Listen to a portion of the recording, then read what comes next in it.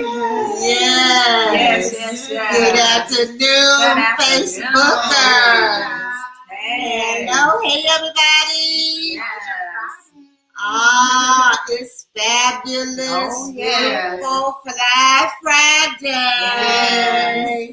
And we're working with 3 cameras on today. Yes. Hi, Hello, Melissa. Yes, ladies, y'all know what today is. Yes, it's Friday. You know it, yeah. It's Friday. So let's talk for real. It's Friday. So let's talk. Let's talk for real. Let's talk with Shay and Trill. Let's talk. Let's talk for real. Let's talk. Let's talk for real. Hey, everybody. Hey, Tanya. Hi, Tanya. Yes. Glad that you guys have joined us today. It is Friday. Let's talk for real. All right, we're going to talk for real. Last week we had some technical difficulties. I'm telling you, man, they tried to get me in. I'm trying to call them to get them in. But hey, we are here today to talk about part 2 of There Is Life After This. Yes. All right, so I'm going to let the girlies start the broadcast this afternoon, and then we're going to jump right in. And let me apologize for last week because I looked back at the video and I really did a lot of talking. So we wanted to make sure that we had Ashley back. You know, it was a trial and error, so y'all work with me. But yeah, we wanted to make sure that we invited her back so her voice can be heard and that she can share her experience of life after this. Yes. Hey, everybody. I see Charles has joined. Red, my son. There's my firstborn. Ain't my baby. Love my baby. Y'all pray for my baby. He's going to be going overseas soon. Play ball. So y'all make sure you keep him in his prayers. But there is life after this. So, Ashley, since you are in an age group where young women are going through quite a bit these days. Yes, they are. And we wanted you to be on the show so that you could share a piece of what you did to overcome your time of going through. So that young women your age will know that there is life after this. Whatever your this is. Your this could be divorce, it could be betrayal, it could be cancer, it could be an illness, it could be abuse, it could be whatever. Whatever your this is, there is life after this. So Ashley, tell the audience what your this is. Hey everyone. So I do want to share with you all today how to overcome your this.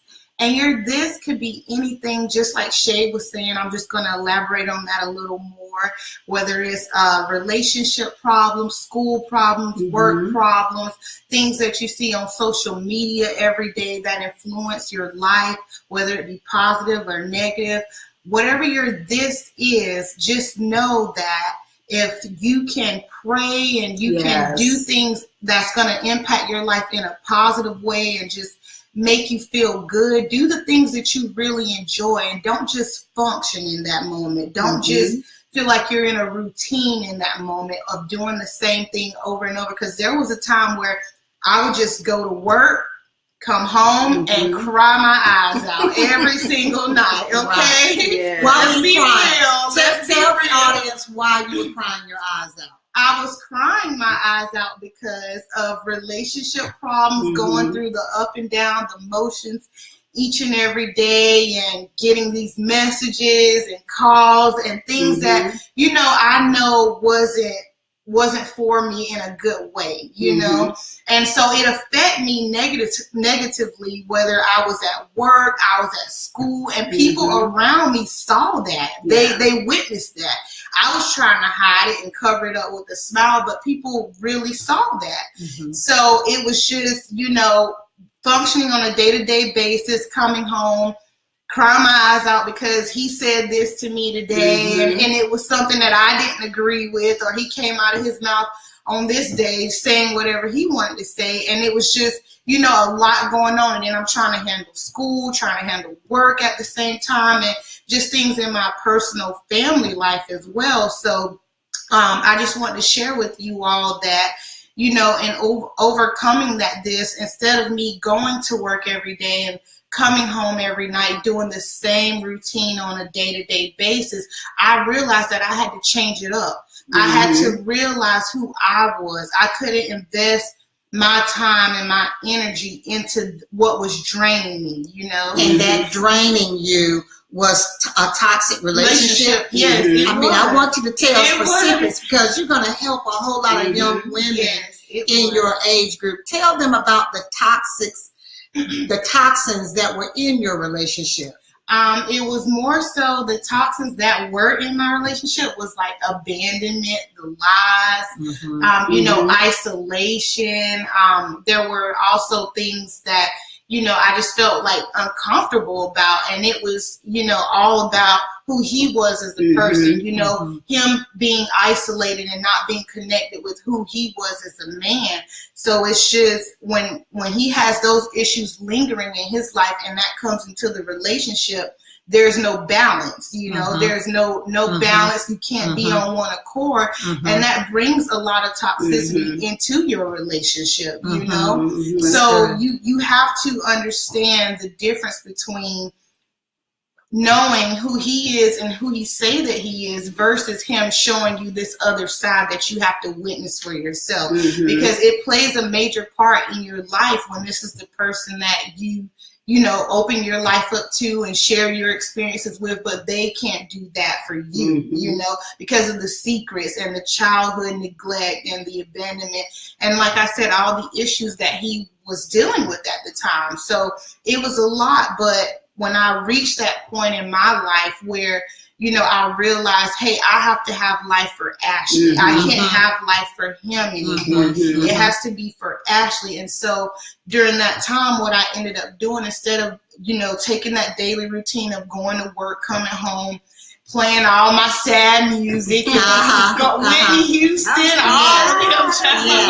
I'm so tired of being my own, whatever it is. I don't even know what. But hey, I'm tired, dog. I'm tired. Coming home, taking a hot bath, cutting the lights off, don't even want to be bothered, shutting the world out, you know, and just crying my eyes out. And then one day the light came on, like, you know, you got to do something different. Who were you before you got in this relationship? Say that again. Who were you before you got into this relationship? I feel that was the place where I had to take myself back to. Who was Ashley before, you know, she got to the place that she is now, before she entered into this relationship? What were the things that I enjoyed doing before I got into this relationship? And what I found myself doing was I began to pray more. I started fasting. And in those moments, yes, I still had my moments where I would cry and, you know, just think about things and replay things in my mind. But I had to realize that I can overcome this. I can do this again. It won't be hard. Stay in there. Hang in there. Don't give up. Because when you pray on it and you put God first and you ask him to let his will be done in your life, guess what? It's going to be done. And whether it's with or without that person, you're going to be at peace. You're going to be at peace with or without that person, because you've allowed God to step in and do what he needs to do in your life. And that's the place where I am right now. Like, he's doing what he said that he's going to do for me. So I can't ponder on, what can I control with this case? It's out of my hands right now. You know? And I've given that to God, because sometimes I give it and take it back. Give it and take it back. We do that. We do that so much.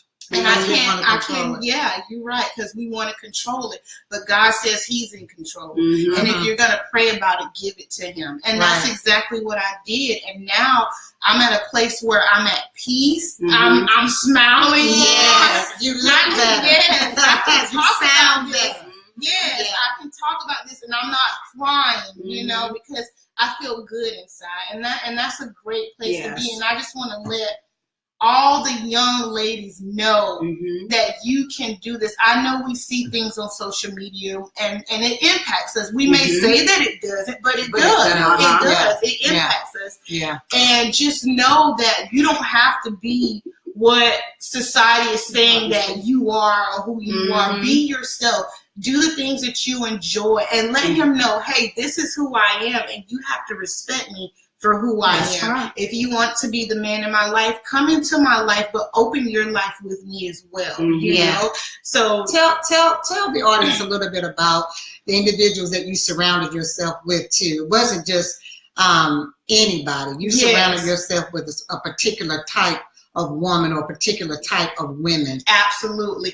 And I'm going to tell you, with going through what you're going through, you need to surround yourself with positive people who speak life into you. Life. That's what you need to be around. Cut the blues off. Let it go. That's Okay? right. Yeah. That's Get right. out of your pity party. Exactly. Go out and celebrate life. That's right. And that's with positive people, such as these ladies here that I have in my life. They had to get me. Shay and Trill. Shay and Trill. Yes, they did. But they had to speak life into me, because at a place where I felt defeated, I felt vulnerable. Yeah. And I would go home and I can remember and hear the things, you know, that they tell me. And Shay told me something that really sticks with me to this day. When a person tells you that they love you, when somebody tells you that they love you, you have to go back to what is love. Yes. You know, what is love? Love is patient. The love is kind. meaning. Yes, the biblical meaning. That's right. You are right. That's Yes. right. The biblical meaning. Yes. What is love? Love is patient. Love is kind. It does not boast. It does not envy. One thing that I had to keep track of is it keeps no record of wrong. Yes. Because we are quick to do that, right? Yes, we are. You did this and you did that. And it's long suffering. Yes. Say it the right way. It's long suffering. Yes. We want instant. Yes, you're right. And we can't always get instant, but it rejoices in truth and hope, and it perseveres, you know? So you have to remember that. Like, when you say you love someone and they tell you that they love you, you think about what is love. God is love. That's what love is, when it all comes down to it. But I just wanted to share this experience. I know these ladies have some awesome things that we're all going to collaborate on together, and you know, just keep doing what you believe in. Keep the faith in God. Keep praying, and I'm praying for each and every one of you each and every day. And we think it's important for us to have her here because this is not based on your age, your race, or who you are. This does not discriminate. It does not isolate. It makes sure that everybody get an equal part. Say that. This. And even when she was talking about love, we love with conditions. God loves us unconditional. But for us to be able to understand what unconditional love is, God gives us relationships. He gives us our children so that we can understand the love that he has given to us is the same love that we're supposed to give to our family. And a lot of times we don't do that. We don't love the way that God loves us. That's true. That is so true. So I will tell you, Lord have mercy, how many times have I had life after this experience? Yes. When you get as old as I am, I know I don't look that old, y'all. I know. Thank you so much, Facebookers. Thank you, sisters. But when you get as old as I am, you know that in your life that you have had many valley experiences and wilderness experiences and experiences that you thought to yourself probably more than 1,000,000 times, Lord have mercy on me. Lord, if you would have anybody out there in the audience ever say, Lord, if you just get me out of this. Lord, if you would just help me get through this. But let me tell you something. There's life after divorce. I know I've lived it. There's life after betrayal. I know I've lived it, whether it's in a relationship, whether it's you, your spouse, your significant other, or whether it's your friend, your family, or your foe. There is life after this. And one of the things that I will tell everybody out there in Facebook land, whenever you are going through your this. Keyword is truth. That's right. There is something on the inside of you that's telling you to live. It doesn't matter. It doesn't matter what you're going through. There is something on the inside of you telling you to live. And it gets louder. And I'm gonna tell you something. The flip side of that is breathe. Breathe. Because in order to live, you gotta do what? What you say? You gotta breathe. You gotta breathe. And so many times we not get gas. You gotta breathe. And so many times we do this and we don't exhale. Yes. We don't do the exchange.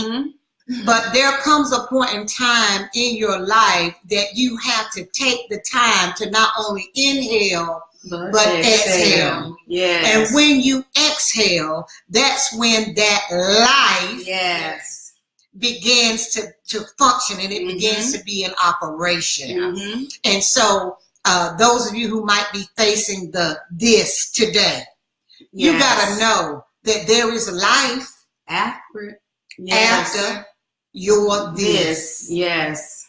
It's life after that. Yes. Go ahead, sis. And you know what? Even when you said that about breathing, this is your in between breaths. Yes, that's what it is.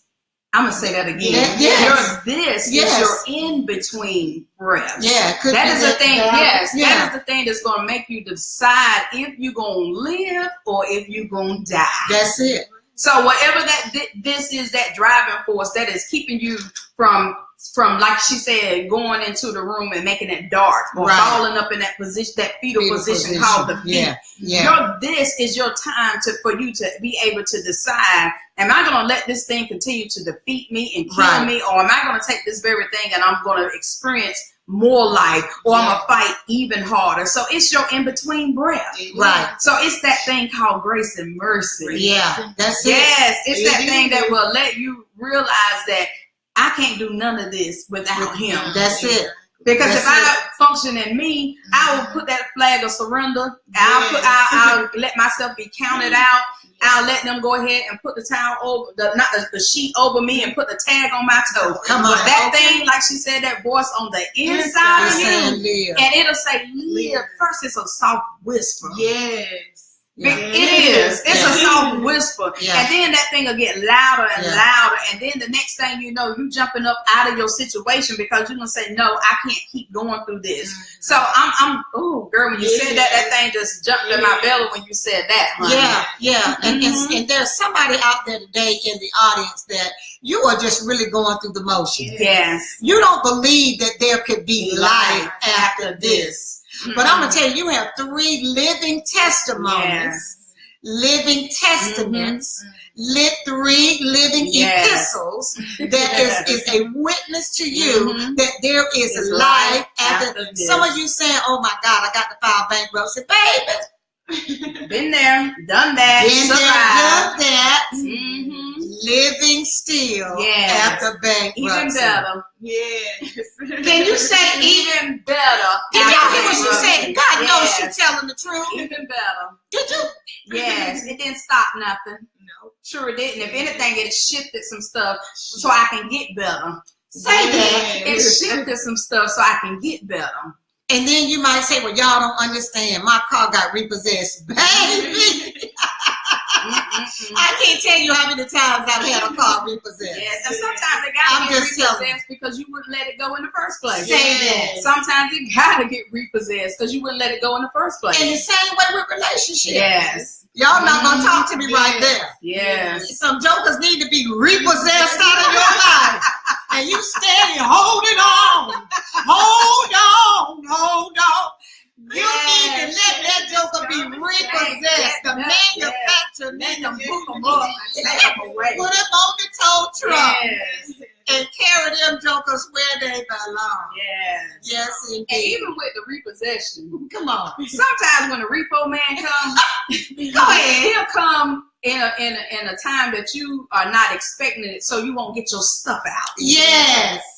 Say that. So you won't get your stuff out. So sometimes you gotta allow God to repossess some things because there's some things that you need to leave in that person, leaving that car, leaving that house, leaving those bills, those debts. That's stuff that you need to leave behind anyway. Because it's not gonna be in use to that next level for where God is taking you. Exactly. So sometimes he got to come like the thief in the night. And then, you know, even with repossession, sometimes we get out there and we start hiding our stuff. Yeah. Lord have mercy. I remember the girl told me she hid her car, her grandmama's house for about 2 weeks.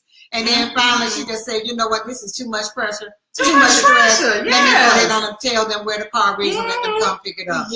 But I'm telling you, baby, there is life after this. So whatever your this is, those of you who might be battling, and yes, I said battling, don't be claiming that I have diabetes. Don't claim I have cancer. You're battling it. High blood pressure, low blood pressure, low iron, all that. You battling it. All of it. You're battling it. There is life after this. I know that there are some people who are going through some serious health conditions. People on dialysis 3 times a week.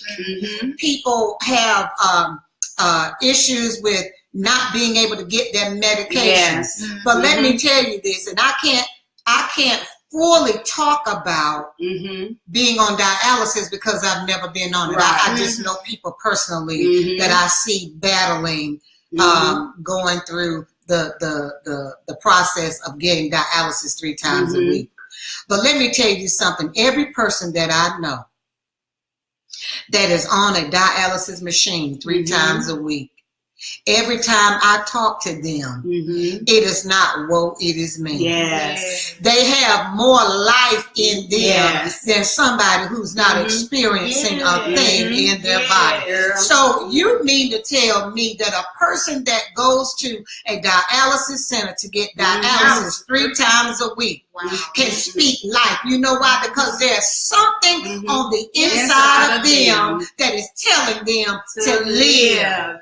I looked at a story the other day, and The Rock was interviewing this young man that was born with no legs and 1 arm, and he was in a bodybuilding competition. Say that. And he said he was not going to let his deformity prevent him from living. Come on, and we got the function of our limbs. We're not on disability. We're not having health issues, but we're allowing our this to put us in a situation of surrender. So you got to be in control of your own destiny. You got to be in control of your own repossession. You got to be in control of your own breathing apparatus. You do. You do. You are in control of it. You do. You do. You do. So. And there it is. I mean, a lot of y'all are just commenting. I mean, y'all better go ahead. You know I can't see a John Brown word that y'all saying over there on that screen. Pamela said, yes, speak the word, because this too shall pass. That is so true. Yes. And what else you say? And God tells you, or I can get that feeling of him saying, I got this and I got you. And there is life after this. Yes, Pamela. There is. Yes, there is life after this. You are absolutely And Tanya right. said that you were young and beautiful, Shay. Oh, Tanya, I love you. Ashley, because everything is turned over. Thank you. She's so sweet. Hey, Selena. So glad that you guys are tuning in every week. But I did want to share, since this is Alopecia Awareness Month, and we got a lot of sisters, brothers, young kids out there that are suffering through alopecia. And so this was one of my life after this experience. Talk about it. I started losing my hair when I was like 25. And that's young, because we know that, the Bible tells us about, this is our crown. This is a thing that we, as women, we strive. We kind of pretty much equate who we are based on what we have on our head, which India Irie has a song, I Am Not My Hair. That's right. So we'll go and we'll buy the hair, we'll go and do all of this stuff, start embracing who we are. But anyway, so I started losing my hair when I was 25, and that was the most depressing process that I had ever gone through as a woman, because I was young, and I'm like, okay, this is my hair. What am I going to do without hair? Right. And so just to fast forward, so when I got to about around the age of 35, it was to the point where I couldn't hide it anymore, and I was wearing wigs, and I started getting depressed, and it was like bondage to me. And I would, every day I would get up and have to put those wigs on, and I would cry, and I was like, you know what, I can't do this. And you know, one day God spoke to me. He said, how are you going to allow people to see the process? No, see the glory in who I am without them seeing the process. Yeah. So what I decided to do, go ahead, come out of those wigs, and I wound up locking my hair. And it was so funny when I locked my hair, and you know, when you had perms, when you go to that process of locking your hair, you have to cut all the perm out. So that means that when I cut my hair, I look like a little bald, patched up African kid with patches everywhere. And I said, wait a minute, God, you want me to go to work looking like this? And he was like, yes, I want people to see the process. So I had told my coworkers, okay, when I come into work, I don't want nobody staring, I don't want nobody saying anything. Just let me go through my process. Right. So when I got there, they had a plant for me. They had balloons for me, and they said, "You are beautiful." So that was the first phase of me letting go. My first in between breath. In between breath. Come on, so I talk about having my locks for like 10 years, and then after growing my locks out, that began to be bondage because I still was dealing with the baldness that comes with alopecia. And so I was tired of pulling my hair up, and I was tired of, you know, feeling self-conscious about people standing behind me. I was insecure about a whole lot of stuff, and I wrestled with it for about a year. And I said, you know what? I'm not my hair. Right. I said, so what I'm going to do, I'm going to set a date, and I said, okay, God, the same way you took me through that process where I had to go and be the little patch kid, the same thing you're going to take me through this with this right here. So I had about 10 of my friends, and I had an embracing my baldness party. And I went to the barbershop, and all 10 of us were sitting in there, and my sister Selena is my gauging person. I look at her, and if I look at her, if her face looked right, then I knew I was okay. But what he wound up doing, he put my locks up in a ponytail, and he cut the ponytail off. And when he cut the ponytail off, my sister's face was like, and I was like, okay, that's not good. But at that point, there was no turning back. So I was like, okay. So once he went ahead and did what he had to do, and I saw the hair falling on the floor, and I did not feel like I was losing a part of me. I felt like I was being empowered because the more the hair fell, it's like everything that was attached to my locks fell too. So I'm just looking around on the floor, and at that point, I know most of it is gone by now, so I'm looking at my friends' faces, and everybody's eyes are full of water, and it's like, okay, but then he said, you ready? And when he turned me around, I looked in the mirror, and I said, I was born to be bald. Come on, Trill. I said, and that was my moment of life after this. And so then I had people, you know, because you got people that would come and try to take away your power. Come on, and they'll try to take you back to that place of this. But then they would say, well, you would have to wear makeup. You're going to have to wear earrings. You're going to have to wear all this. I said, you know what I'm going to do? I'm going to show you that I don't need none of that. I don't need the hair. I don't need the accessories. I don't need any of that. I'm going to walk in my authentic beauty and who God created me to be. I'm telling you, that was the best thing I ever did. It was a freeing experience for me.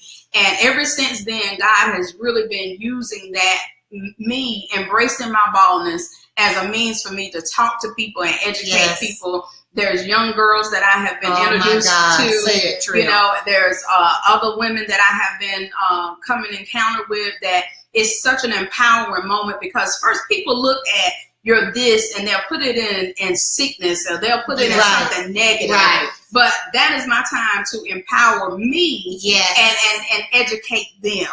So every time somebody give me a stare, or they give me a comment that, oh, I'm sorry. No, don't be sorry for me. This is my story. Let me tell you what this is about. So that right there helped me with life after this. And my life has been nothing but pure joy. It has been nothing but empowerment, and when you can really embrace who you are and who God created you to be, then I'm telling you, there's nothing that the enemy can do to stop you. So I wanted to share that that life after this experience with you guys, because I know that's like I said, this is Alopecia Awareness Month, and I know that there are a lot of women who are still in bondage and not totally free from their wigs and their scars and their hats and everything else, because society has said that this is who we are as women or as men, that we need certain things to make us who we are, but we don't. You know, hair is just an accessory. One of my friends put up there, it's the framework to your picture. Come on. Because it's the framework to my picture, then what's on the inside of this photo, honey, I'm going to let it shine every chance I get. So there is life after this. And can I tell you guys out there in Facebook audience land, this chicken right here looks better without hair. Yes, thank you. You look better without hair. I'm like, well, doggone, if we would have known she was going to be this better without hair, we would have said, girl, cut that hair off your head. But you know what, though? I learned that it wasn't my hair. It wasn't my hair. It was everything that was tied, that insecurity, the depression, the stress, all of that was tied to the outward man. Because what's on the inside of you is going to illuminate on the outside of you. That's why I said, if you want to know the state of a man and who they are and how they feel about themselves, look at their appearance. Look at their surroundings. And so when you're able to embrace your inner man and your inner beauty, then it's going to shine on the outside. And it won't be arrogant. It won't be puffed up, because now you understand that this was nobody but God. That's right. Nobody it wasn't my God. Decision. Right. God said he wanted to get the glory out of my testimony and my story, so somebody else can see that you can do it too. Absolutely. Well, there you have it. We have run a little bit over our time. We're a minute and a few seconds over. But we are just so grateful for all of you for tuning in every Friday. Those of you who have been so diligent and committed to sharing our videos. We love you. Thank you so much. We have 3 cameras going on today. I didn't act up like I wanted to with the 3 cameras. Trill got, hey Trill. Hey, camera 1. Camera 1. Got camera 2 and camera 3. So we got 3 cameras going today. But we're just so grateful for all of you who tune in. We love you too, week. Melissa. We love we love you, Melissa. Hey, Laquita. Hey, Sherry. Hey, everybody. Thank you so much for tuning in. Have a fabulous, fruitful Friday. Have an awesome weekend. I'm telling you, I'm looking forward to seeing you guys next week. Same station. Good one next Thank you. Thank you, Ashley, so much for being with us, coming back. Thank you so much for sharing your testimony about Mary's life after this part 2. Thank you, my sister from another mister. I'm glad to have you back. Amen. Glad to be back. So we love you guys. So listen, until next week. It's Friday. It's Friday. So let's talk for real. It's Friday. So let's talk. Let's talk for real. Let's talk with Shay and Trill. Let's talk. Let's talk for real. Let's talk. Let's talk for real. Bye-bye. Have a great weekend. Love you guys. Oh, shoot. Y'all gonna have to work me on Shay camera.